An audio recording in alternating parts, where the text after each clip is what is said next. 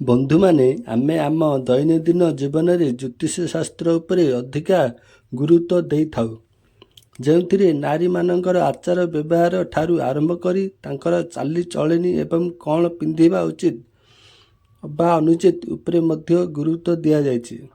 ଏହା କରିବା ଦ୍ୱାରା ତାଙ୍କ ସ୍ୱାମୀର ଲମ୍ବା ଆୟୁଷ ବା ଦୀର୍ଘାୟୁ ହେବା ଅବା ବୈବାହିକ ଜୀବନରେ ସୁଖରେ କଟେ ବୋଲି ମଧ୍ୟ ବିଧି ରହିଛି।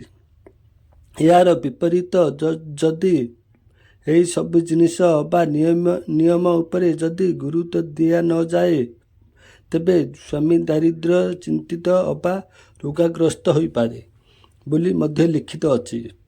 ତେଣୁ ନାରୀମାନେ ଏହି ସବୁ ଜିନିଷ ଉପରେ ଗୁରୁତ୍ୱ ଦେବା ସହିତ ପୁରୁଷମାନେ ମଧ୍ୟ ଏହି ସବୁ ବିପରୀତ ଜିନିଷ ଉପରେ ବାରଣ କରିବା ଉଚିତ। ବିବାହ ବନ୍ଧନ ଏକ ଗୁରୁତ୍ୱପୂର୍ଣ୍ଣ ବନ୍ଧନ କୁହାଯାଏ କି ସ୍ୱାମୀ ସ୍ତ୍ରୀ ବନ୍ଧନ ଏହା ଆଗରୁ ଯୋଡ଼ି ହୋଇ ଆସିଥାଏ। ସ୍ତ୍ରୀର ଏହି ଭୁଲ ସ୍ୱାମୀର ଜୀବନକୁ ନଷ୍ଟ କରିଦେଇଥାଏ। ତେଣୁ ସ୍ତ୍ରୀର ଏହି ଭଳି ଜୀବନ ସ୍ୱାମୀ ପ୍ରତି ବିପଦ ଅଟେ। ବିବାହ ପରେ ପତି ଏବଂ ପତ୍ନୀର ବିବାହ ବନ୍ଧନରେ ବାନ୍ଧି ହୋଇ ରହିଥାନ୍ତି। ତେଣୁ ଆଜି ଆମେ ଜାଣିବା ସେହି 5ଟି ଜିନିଷ ବିଷୟରେ ଯାହା ଜଣେ ସ୍ତ୍ରୀ କଲେ ସ୍ୱାମୀ କାଙ୍ଗାଳ ହୋଇଥାଏ ଏବଂ ସ୍ୱାମୀ ସ୍ତ୍ରୀକୁ ମଧ୍ୟ ଅଲଗା କରିଦେଇଥାଏ। ଜ୍ୟୋତିଷ ଶାସ୍ତ୍ର ଅନୁଯାୟୀ ଶୃଙ୍ଗାରକୁ ମଧ୍ୟ ମାନା ଯାଇଛି, ହେଲେ କେତେ ଗୁଡ଼ିଏ ଶୃଙ୍ଗାରକୁ ଅଶୁଭ ମଧ୍ୟ ମାନା ଯାଇଅଛି। କାରଣ ଆଜିକାଲି ଆଧୁନିକୀକରଣ ଆଜି ଅନେକ ଏହି ପାଶ୍ଚାତ୍ୟ ପରମ୍ପରାକୁ ଭୁଲି ଯାଆନ୍ତି, ଯାହା ଜୀବନକୁ ବର୍ବାଦ ଆଡ଼କୁ ଟାଣି ଆଣିଥାଏ। ଆସନ୍ତୁ ଜାଣିବା କେଉଁ ସବୁ ଶୃଙ୍ଗାର ସ୍ୱାମୀ ପାଇଁ ସ୍ତ୍ରୀ କରିବା ଦ୍ୱାରା ଅନିଷ୍ଟ ହୋଇଥାଏ। 1. ସୁନାର ଗହଣା।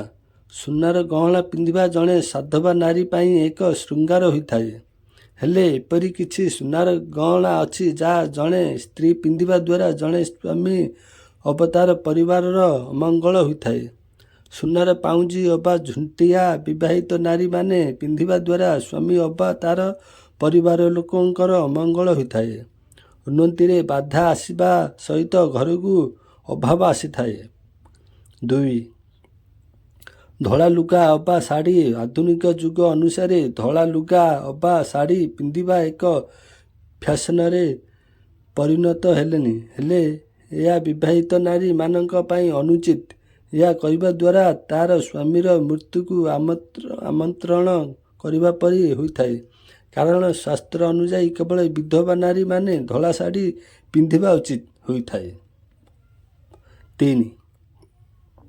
ମଙ୍ଗଳସୂତ୍ର। ଏହା ହେଉଛି ବିବାହିତ ନାରୀମାନଙ୍କର ମୂଳ ସୂତ୍ର।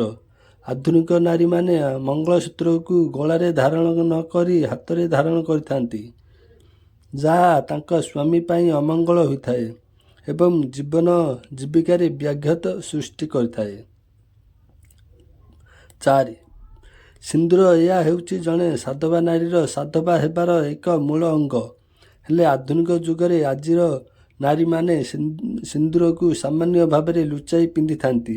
ହେଲେ କେହି ନାଲି ସିନ୍ଦୂର ବଦଳରେ ଅଲଗା ରଙ୍ଗର ସିନ୍ଦୂର ଲଗାଇଥାନ୍ତି, ଯାହା ସ୍ୱାମୀର ଆୟୁଷକୁ କ୍ଷୀଣ କରିଥାଏ ଏବଂ ସ୍ୱାମୀକୁ ବର୍ବାଦ ମଧ୍ୟ କରିଥାଏ। ତେଣୁ ଏହି ସବୁ ଶୃଙ୍ଗାରକୁ ଜଣେ ନାରୀ ସଜେଇ ନା ରଖିଲେ ତାର ସ୍ୱାମୀ ତାଠାରୁ ଦୂରେଇ ରହିଥାଏ।